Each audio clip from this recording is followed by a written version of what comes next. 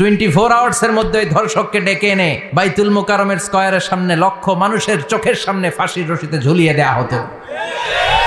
এই কোরআনে ধর্ষকদের বিচার আছে না নাই? যদি বিবাহিত ধর্ষক হয় ডেথ পেনাল্টি। সৌদিতে করে হেড অফ, মাথাটাকে নুইয়ে তলোয়ার দিয়ে এক কোপ মেরে গর্দানটা আলাদা করে দেয়, ঠিক কিনা?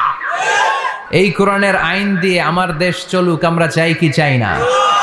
এই কোরআনে ধর্ষকদের বিচার আছে না নাই?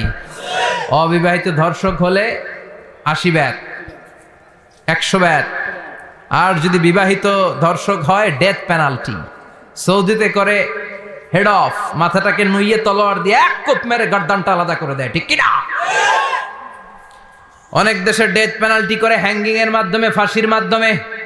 ধর্ষণের বিচার বাংলাদেশে সহজে পাওয়া যায় না, কিন্তু কোরআন দিয়ে বিচার করলে ওই বিচার আছে না নাই? কোরআনের বিচার থাকলে আলটিমেটার মতো 24 ঘন্টা, 24 আওয়ার্স। 24 আওয়ার্সের মধ্যে ওই ধর্ষককে ডেকে এনে বাইতুল মুকাররমের স্কয়ারের সামনে লক্ষ মানুষের চোখের সামনে ফাঁসির রশিতে ঝুলিয়ে দেয়া হতো। বড় বড় চোরগুলোর হাত কেটে দেয়া হতো।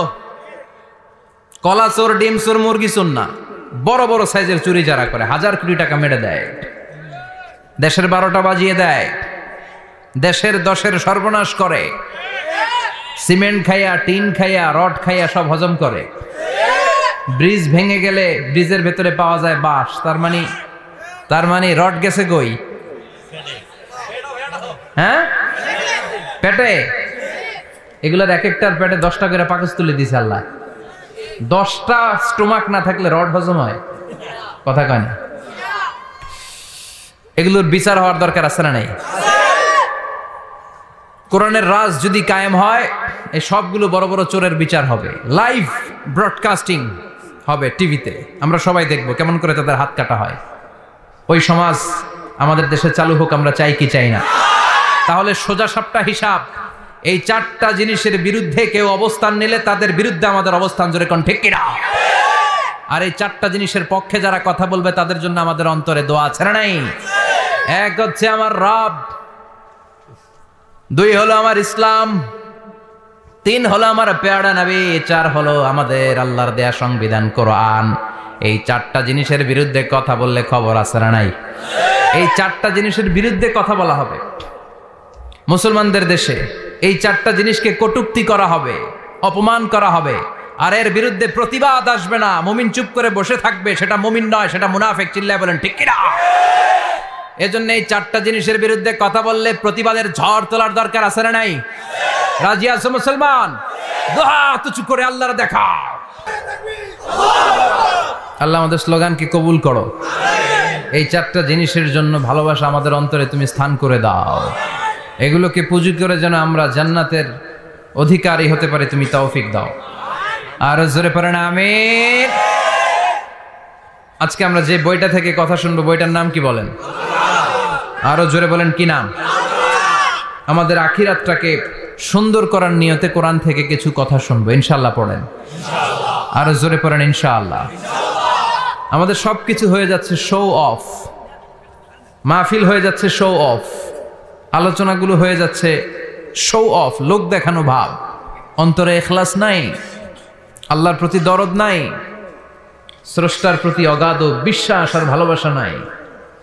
আমাদের ডে টু ডে লাইফের চিত্র যদি আমরা খেয়াল করি তাহলে দেখবো our spirituality is going down, our লিল্লাহিয়াত ইখলাস ইজ গোয়িং ডাউন। আমাদের ইখলাস যাচ্ছে নিচের দিকে, মানে কমছে, ডিক্রিজিং ডে আফটার ডে। কিন্তু our greed, our jealousy, our arrogance, আমাদের অহংকার, আমাদের ক্ষমতার প্রতি লোভ, আমাদের হিংসা, এগুলো দিন দিন উপরের দিকে যাচ্ছে। চিল্লা এখন ঠিক কিনা? এই তাফসীর মাহফিলগুলোর মূল উদ্দেশ্য হচ্ছে আমাদেরকে রাইট ট্র্যাকে নিয়ে আসা। We should come back to the right track. Train যদি লাইনচ্যুত হয়, অ্যাক্সিডেন্টের সম্ভাবনা আছে না নাই? লাইনচ্যুত হয়ে গেলে রেল কর্তৃপক্ষ এটাকে এসে আবার লাইনে তুলে দেয়, ঠিক কিনা? আমরা শয়তানের ওয়াসওয়াসাতে প্রায় লাইনচ্যুত হয়ে যায়। এই তাফসীর মাহফিলগুলোর উদ্দেশ্য হচ্ছে আমাদেরকে আবার লাইনে তুলে দেয়া। আলহামদুলিল্লাহ কোন? এই জন্য সময় নষ্ট করে, যে সময় ব্যয় করে যে আমরা এসেছি, আসুন আমরা শুরুতেই নিয়তটাকে খালেস করে নেই। যে আজকে আমরা যা শুনবো আমলের নিয়তে শুনবো। সরাসরি আমরা কোরআন থেকে শুনবার চেষ্টা করব। আপনার জীবনের সব সমস্যার সমাধান কোরআনের ভেতরে আছে না নাই? সেই কোরআন থেকে আমরা কথা শুনবো। আমি আমার খুতবার শুরুতে সূরাতু আল কারিয়ার প্রথম 3টি আয়াত তেলাওয়াত করেছি। এই সূরার ভেতরে আল্লাহ তাআলা কিয়ামতের নকশা এঁকে দিয়েছেন, কিয়ামতের প্রামাণ্য বর্ণনা দিয়েছেন। কিয়ামত যে একদিন হবে, এই পৃথিবী যে ধ্বংস হয়ে যাবে, এটার ব্যাপারে সবার অগাধ বিশ্বাস আছে তো? না সন্দেহ লাগে? সন্দেহ আছে কারো? এই পৃথিবী একদিন থাকবে না, ভেঙে চুরমার হয়ে যাবে, খান খান হয়ে যাবে, সব মেসাকার হয়ে যাবে। আমি থাকবো না, আপনি থাকবেন না, আমরা কেউই থাকবো না। থাকবে একজন, তিনি কে? আল্লাহ। এটার নাম কিয়ামত, যেটার ব্যাপারে বিশ্বাস না থাকলে ইমানের ঘাটতি চলে আসবে, ঠিক কিনা? কিয়ামতের দৃশ্যটা কিরকম হবে, এর নকশা খুব সংক্ষিপ্ত পরিসরে মাত্র 11টা আয়াতে আল্লাহ তুলে ধরেছেন। আপনি মনোযোগ দিয়ে কানগুলো খরগোশের মতো খাড়া করে যদি কথাগুলো শুনেন, আপনার মনে হবে আপনি এখানে বসে কিয়ামত চোখে লাইভ দেখতেছেন। লাইভ আল্লাহ এমন ভাবে বলেছে, সুবহানাল্লাহ পড়েন। তা আসুন আমরা সরাসরি কিয়ামতকে দেখে আসি। আসলে কিয়ামতটা কেমন বর্ণনা করছেন কে? আল্লাহ। সূরার নাম হচ্ছে সূরাতুল কারিয়া। কি নাম? আওয়াজ করে উত্তর দিতে হবে। সূরার নাম আল কারিয়া। চিৎকার মেরে বলেন, সূরার নাম কি? আল কারিয়া। এটা মাক্কি সূরা। কি সূরা? বিশ্বনবীর জীবনের 2টা পর্ব, একটা মাক্কি পর্ব আর একটা মাদানী পর্ব। এটা মাদানী পর্বে নাজিল হয়নি, এটা নাজিল হয়েছে মাক্কি পর্বে। এই সূরার আয়াত সংখ্যা 11। এটা কোরআনের 101 নম্বর সূরা। এটা আল কোরআন আল কারীমের 30তম পারায় অবস্থিত একটা সূরা। আমাদের অনেকেরই মাশাআল্লাহ মুখস্থ আছে, আছে না? ইমাম সাহেব নামাজে প্রায় পড়ে, অনেকেরই মুখস্থ। শুনতে শুনতে কবে যে মুখস্থ হয়েছে আমাদের নিজেরাও জানি না। সুবহানাল্লাহ পড়েন। কোরআনের ভেতরে খালি বরকত, এটার সাথে লাগলেই বরকত, মসজিদে গেলেই বরকত। মনের অজান্তে আমরা এই সূরাকে মুখস্থ করে ফেলেছি। কিন্তু এই সূরার ভেতরে যে আল্লাহ কোরআনের কিয়ামতের এত চমৎকার নকশা এঁকেছেন, এত প্রামাণ্য বর্ণনা দিয়েছেন, এটা আমরা অনেকে জানিই না। আসুন আমরা এই সূরার আলোকে দেখার চেষ্টা করি যে কিয়ামতটা কিরকম হবে। আল্লাহ একটা শব্দকে এই সূরার শুরুতে 3 বার উল্লেখ করে আমাদের দৃষ্টি আকর্ষণ করেছেন। আল্লাহ tried to draw our attention by mentioning 3 times a word, and that is al-Qari'ah. al-Qari'ah শব্দটাকে তিনি 3 বার উল্লেখ করে আমাদের দৃষ্টি আকর্ষণ করেছেন। একটা শব্দ 3 বার বললে মানুষের দৃষ্টি আকর্ষিত হয় না? যেহেতু এটা আরব দেশে নাজিল হয়েছে, আবার মক্কায়, মক্কার লোকেরা আরবি বুঝে, তাদেরকে প্রথম বলা হলো আল-কারিয়া। তারা ফিরে তাকালো, কি আল-কারিয়া? আবার বলা হলো মাল-কারিয়া। কি মাল-কারিয়া?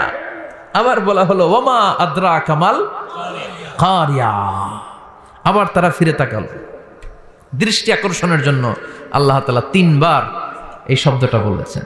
এজন্য এই শব্দের একটা সিগনিফিকেন্স, একটা গুরুত্ব, অর্থবহ একটা মানদণ্ড আছে না নাই? আল কারিয়া শব্দের অর্থ হচ্ছে বিকট আওয়াজ। আল কারিয়া মানে কি? কথা বলেন, আরো জোরে বলেন। বিকট আওয়াজ। এই বিকট আওয়াজটা তৈরি করার জন্য আল্লাহ তাআলা একজন ফেরেশতা তৈরি করেছেন, যার নাম হচ্ছে ইসরাফিল। নাম কি? ইসরাফিল। আমাদের মধ্যে অনেকের নাম কিন্তু আমরা ইসরাফিল রাখি, তাই না? ইসরাফিল আছে না নাই? আজরাইল কিন্তু রাখে না কেউ, ডরে। কেন রাখে না? ভয় পায়। কিন্তু ইসরাফিল আছে, আমার পরিচিত অনেকে আছে ইসরাফিল। তো এই ফেরেশতার পা হচ্ছে জমিনেরও নিচে, মাথা হচ্ছে আকাশের উপরে। এই ফেরেশতার কাজ হচ্ছে ওই বিকট শব্দ তৈরি করা। উনি একটা সাইরেনের মধ্যে ফু দিবেন, হুইসেল দিবেন, ট্রাম্পেট। ওই ট্রাম্পিটে, ওই সাইরেনে, ওই হুইসেলে ফু দিলেই শুরু হয়ে যাবে আল কারিয়া। মাল ওমা আদরাকা মাল। এই ফেরেশতার দায়িত্বই হচ্ছে ওই বাঁশির মধ্যে ফু দেয়া। হুইসেল, সাইরেন, ট্রাম্পিট, আরবিতে এটাকে বলা হয় আসুর। ইদা নুফিখা ফিস সূরি নাফখা ওয়াহিদা, যখন তিনি ওই সিংহে একটা ফু দিবেন সব লন্ডভন্ড হয়ে যাবে। কিচ্ছু খুঁজে পাওয়া যাবে না। আল্লাহ ওনাকে তৈরি করেছেন শুধু এই হুইসেলের মধ্যে, বাঁশির মধ্যে 3টা ফু দেওয়ার জন্য। কয়টা? উনি সৃষ্টির শুরু থেকেই এই বাঁশিটাকে 2 ঠোঁটের মাঝখানে রেখে আল্লাহর আরশের দিকে তাকিয়ে আছে, and just waiting for the green signal. আল্লাহর পক্ষ থেকে সবুজ সংকেতের অপেক্ষায়।